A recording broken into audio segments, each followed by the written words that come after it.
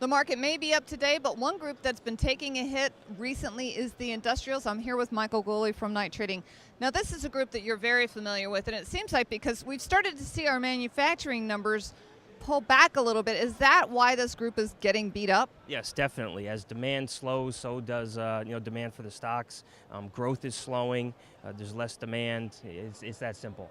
It did seem that, when we started out the year, factory orders seemed to be going pretty well, and now it's just really started to slow down. Yes, I believe that was mostly on the optimism of our recovery.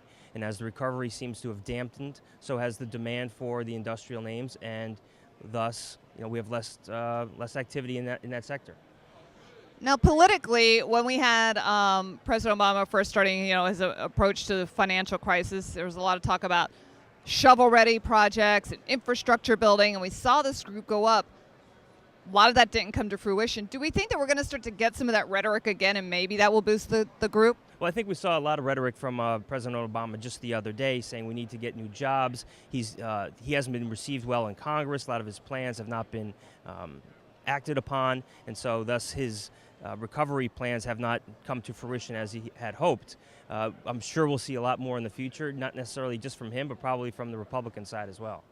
So they'll be talking up infrastructure rebuilding and lots of big projects. I think they'll be grabbing onto anything they can that can improve the employment situation. So if we do start to hear that, it could mean a boost to the industrial group, although it could be short-lived. Yes, it very well could. Of course, if the recovery actually does start to happen as everyone hopes, then maybe it'll last a little longer. All right, well, we hope that it does start to take hold. We hope that it does happen.